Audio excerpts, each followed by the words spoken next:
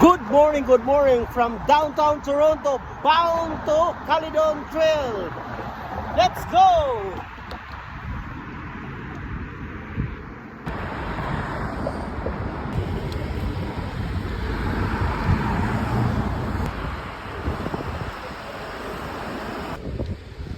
"30 minutes of pedaling. Now I'm reaching the Humber River.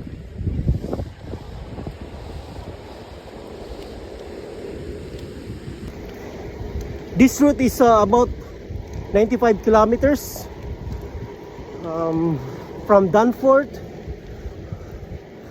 to Bloor to Humber River to Clare Conservation Area and Mississauga Road and Caledon Trailway. We will see. First stop around that bridge. I noticed the pressures went down.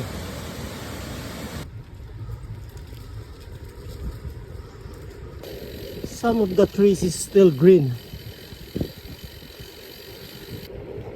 This is the best of October since I put myself to the gravel. Reaching the Scarlet Road and Albion for the first time.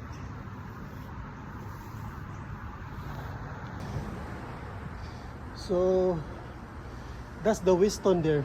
You see behind of the car sign. So this is the brutal climb here.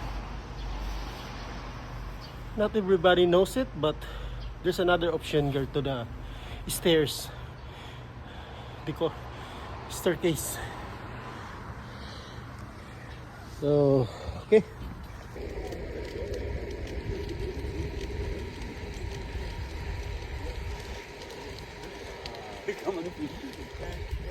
Anyway, for those first time here in Toronto to ride this my route, so this is the part of the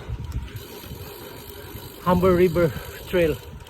So we're approaching to the west, so until we reach to the corridor.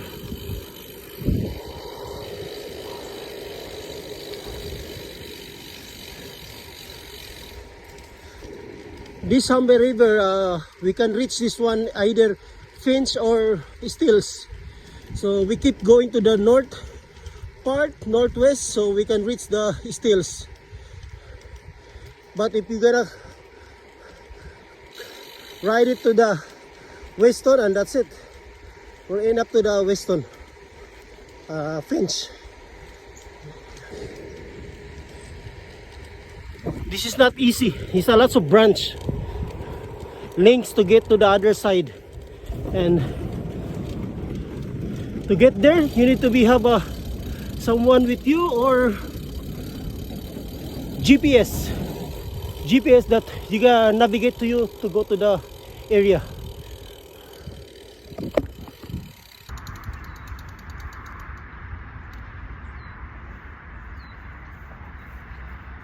We do some seat posts,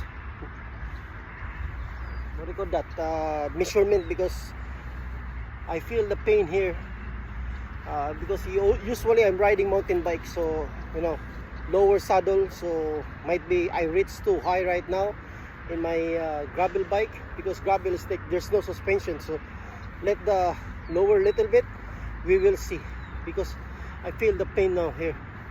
Always accelerate. Okay, I reached 37 kilometers. That's the Finch, and that's the 427 there where you see the truck. So I'm heading now to Claremont Conservation Area. First time to cross that, so hope everything's okay.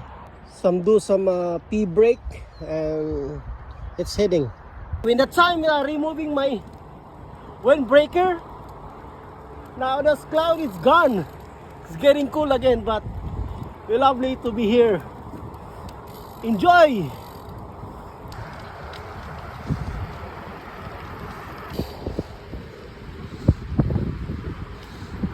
That's 427 south north. This is the dam here. Very weird because I'm in the right pace and now it's like off course. Damn, this is the 520 edge. So if you see this one in the market, sell it for $100, 150. Think about it. It's better to get the newest version if you wanna do navigation. You just want tracking, take this.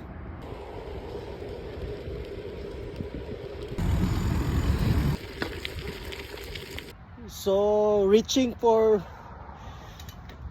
3 hours and 10 minutes pedaling. So Clairville Conservation Area. I'm getting off now. Now go back to the some pavement. So but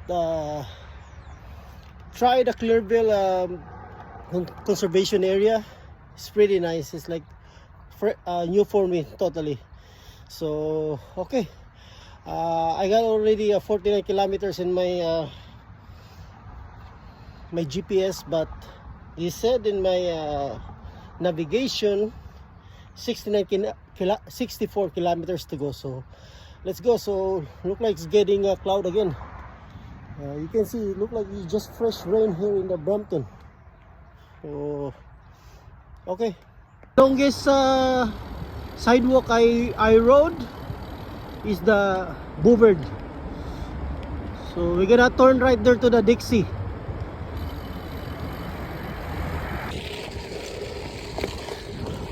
So I'm reaching now the Claremont Conservation Area. This is pure garbage.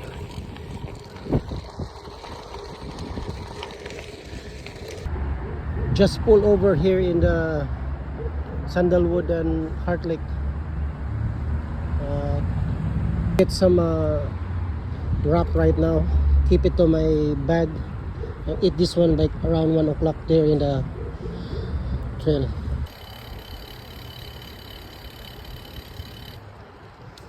Finally gets here in the Heart Lake.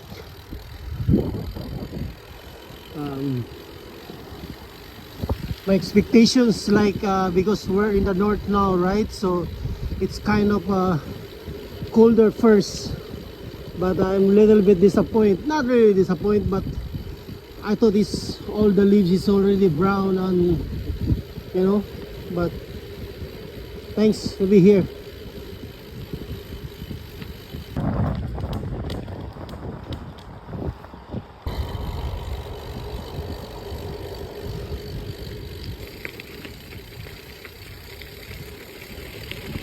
Ooh.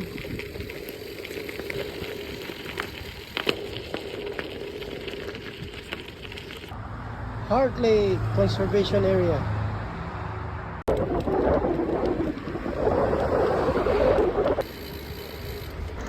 It say to my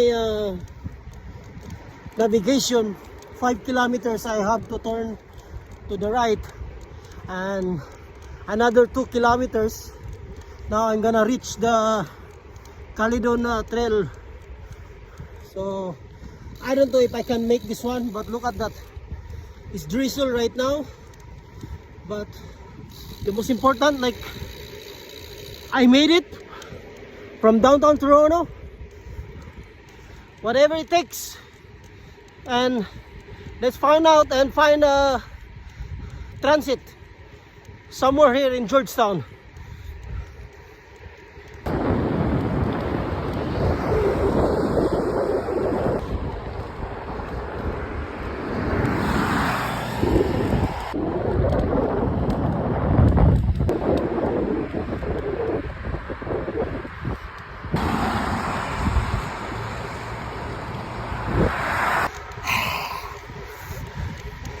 I have millions of questions now. Do I continue or make a turn right and turn right again? You know what it means. Go back where we belong.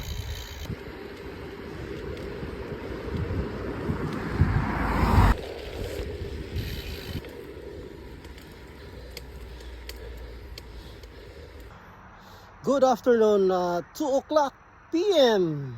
Finally, I reached the from what do you call that? Like Mississauga Road. Next one there, and this is the Caledon Trailway. It's close, but that's okay. Finally, back to the purpose. Really, I'm here now in the Caledon Trailway.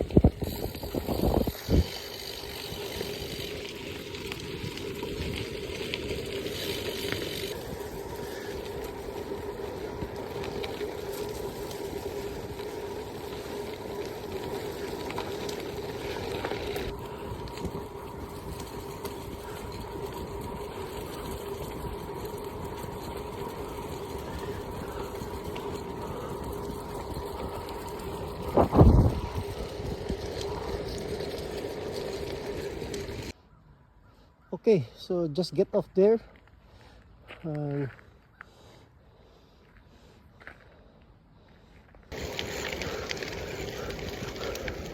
Reach 100 kilometers. But he said like 15 kilometers to the Palgrave. So I know the Palgrave had a Caledon Trailway. It's not very long. Maybe I saw this one, somebody there wrote it's like 35 kilometers, but I don't know how far they end. But my route is going to the Palgrave.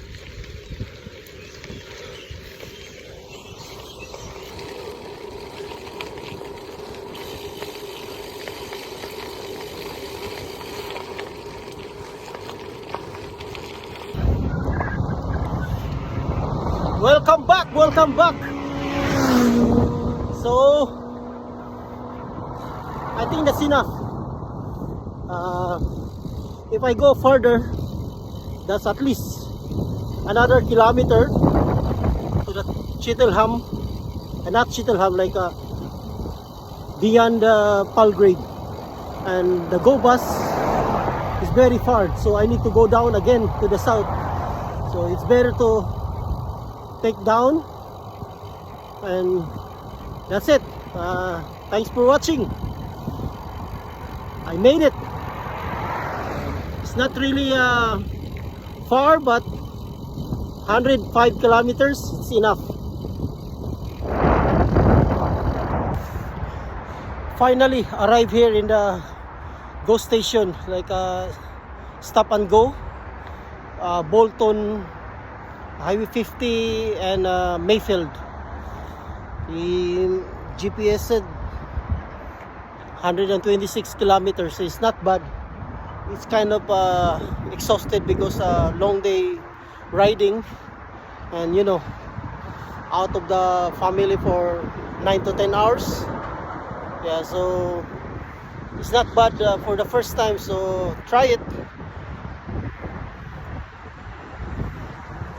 Bike is okay.